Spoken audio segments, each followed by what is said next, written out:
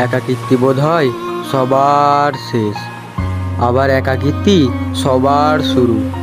একাকিত্ব তুমি প্রথমে এসেছিলে, আর এই একাকিত্বেই তোমায় আমি প্রথমে দেখেছিলাম। তোমার চোখে চোখ রেখে আমি নিজেকে শুনেছিলাম। আমি এখনো একা, সবার মধ্যে ভীষণ একা। সুরাইয়া, তোমার প্রেমের প্রেমিক আমি, তোমায় কোনোদিন ভুলবো না।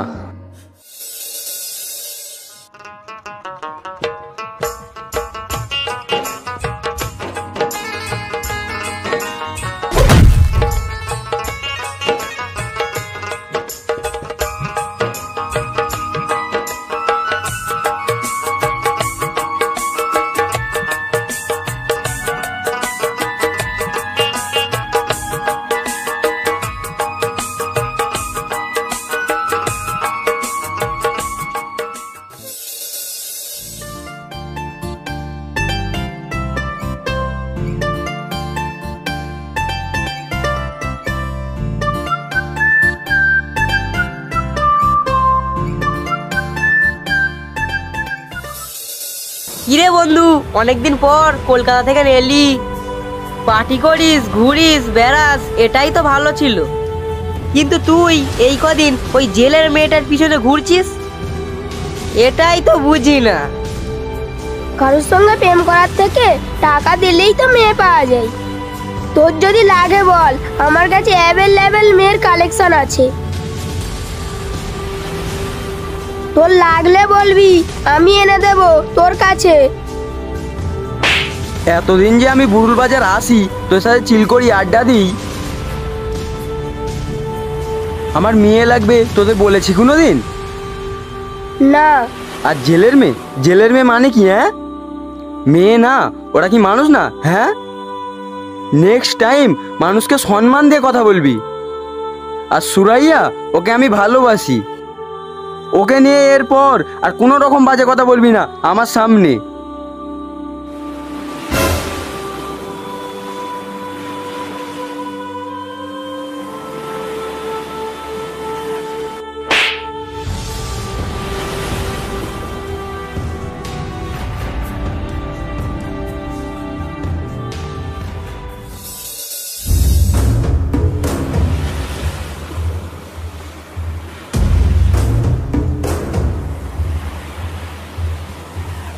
ওই দাঁড়া দাঁড়া, তোর সঙ্গে কথা আছে।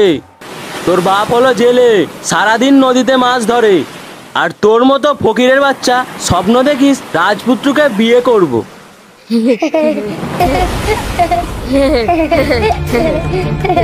এই প্রশংসাটা কি তোর যাই সুরাইয়া? এই ফকির, তুই কি মনে করেছিস শহরের শিক্ষিত ছেলে দেখতে সুন্দর, হাঁটা সুন্দর? হ্যাঁ, কি মনে করেছিস? মিষ্টি মিষ্টি কথা বলে ঝাউবনে নিয়ে গিয়ে কি করবে জানিস?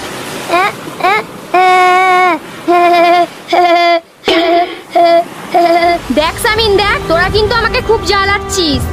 আর ওই শহরের ছেলে তোদের থেকে 1000 গুণ ভালো। তোদের মতো উল্টো পাল্টা কথা আমাকে বলে না। আর আমাকে যদি জীবনে এরম জ্বালাস, আর আমার কিন্তু বাপের কাছে গিয়ে তোদের নামে নালিশ জানাবো, বলে দিলাম। এই বেটির ঘরের বেটি, যা যা, তোর বাপের কাছে গিয়ে নালিশ জানা। এই সুরাইয়া, শুনে রাখ, তোকে আর রোশনিকে স্বামীমান আমি ছোটবেলা থেকে নজর দিয়ে রেখেছি। ঠিক আছে, 2 বন্ধু মিলে তোদেরকে বিয়ে করবো। চুপ, মাঝখান দিয়ে আওয়াজ দিস না, পিটবো। চুপ, আমি কথা বলছি না। শোন সুরাইয়া, আমরা 2 বন্ধু তোর আব্বার কাছে প্রস্তাব নিয়ে যাব, তোদের দুজনকে আমরা বিয়ে করব। তোর বাপ যদি আমাদের হাতে তুলে না দেয়, এ বলছে না ঝাউবনে নিয়ে যাব।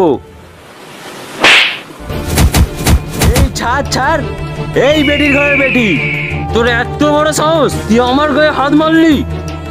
বল স্বামী, স্বামী বল, স্বামী বল, বল আগে।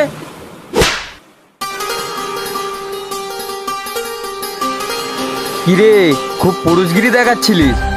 শহরে থাকি বলে ফার্মের মুরগি ভাবিস না। মেয়েদের একা পেয়ে খুব পুরুষগিরি দেখাচ্ছিস না? ঝাউবনে নিয়ে যেতে চাস না? চ, ঝাউবনে যাবো। আয় আয়। ভাই ভাই, আমাকে মাফ করে দাও। চল যা। ভাই আমাকে মাফ করে দাও। এখন মাপ চাইছিস কেন? পুরুষগিরি দেখাবি না বল? না না,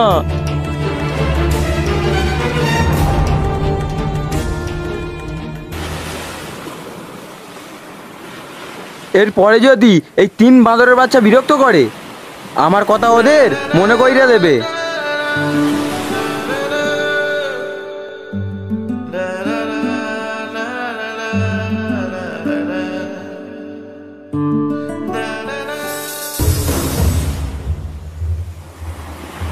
আমাদের গ্রামে থেকে আমাদের গ্রামের মেয়েদের গায়ে হাত তোলা, গালাগালি করা আর ইজ্জত নিয়ে ছিলিমিলি খেলা আমি হতে দেব না।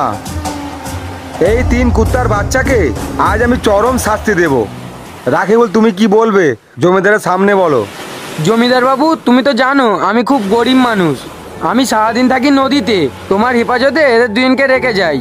কিন্তু এই যে 3 জন আমার মেয়েদেরকে জ্বালাই, আবার ধমকি দিয়েছে ঝাউবনে নিয়ে গিয়ে। তুমি এর বিচার করো জমিদার বাবু। বলো তুমি কি চাও? আমি গরিব মানুষ, যা করার তুমিই করো।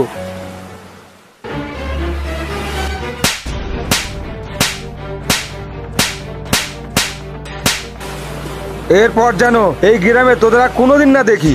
চল বেরিয়ে এখান থেকে, চল। তোমাকে কি যেতেই হবে?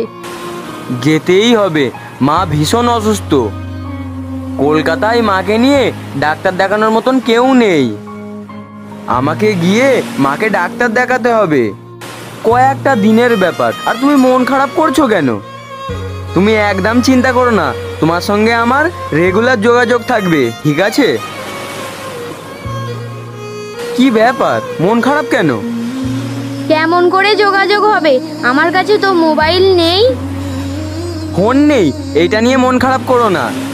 বুক আমি ফোন নেই, ফোন হবে।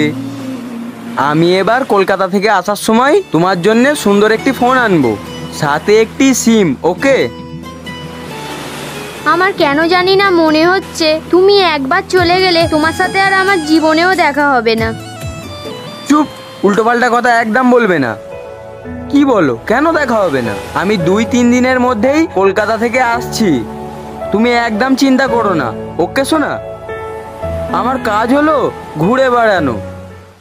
আর এখন বুরুল বাজারকে ভালোবাসার নতুন একটা কারণ হয়েছে, সেটা হচ্ছে তুমি। তোমার জন্য আমাকে বুরুল বাজার আসতে হবে। আর এবার এসে আমি এখান থেকে যাব না, হ্যাঁ? তোমার কসম, আসি তাহলে।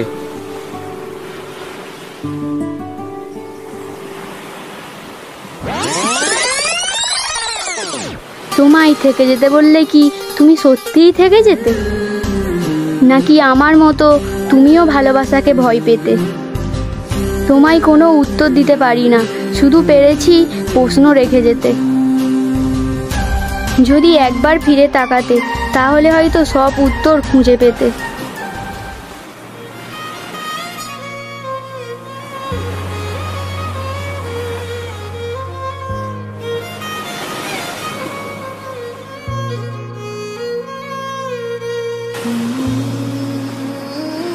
তুমি কোথায় ছিলে রোহিত ভাই? এর মধ্যে অনেক কিছু হয়ে গেছে। ওরা দিদিকে মেরে ফেলেছে। শুধু মারে না, ছিঁড়ে পুড়ে খেয়েছে দিদিকে। অনেক কষ্ট দিয়েছে, তারপর নদীতে ভাসিয়ে দিয়েছে।